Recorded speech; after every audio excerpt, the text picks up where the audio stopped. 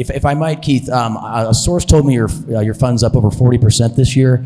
Tell us a little bit about what's been driving that. Could it be those investment ideas that you mentioned a year ago here? All right, so in one fell swoop, you are challenging me on marketing rules, which I will not violate. And, trying to be nice. And you are advertising your own conference, if I'm correct. So let me unpack the question. Yes, I'm very proud of our team this year. And B, the two ideas that were unveiled at your conference last year have been incredible performers.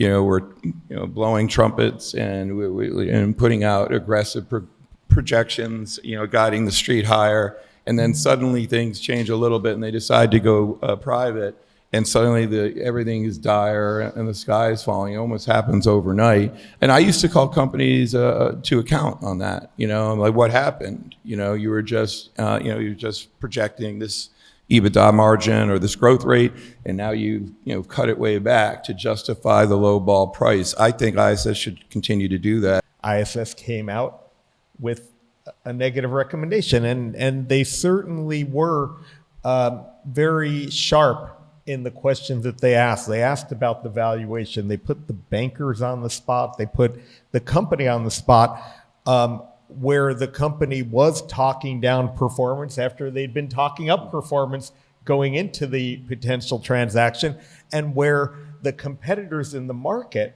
were performing wildly better with a thought process that, well, maybe the lag on shares at this point is because of the bid setting a ceiling. Yeah. Ultimately, in that campaign, Permira said, well, there's a lot of obstacle to getting a shareholder vote, but they did figure out there is a price that would clear the shares, and they went and did a tender offer.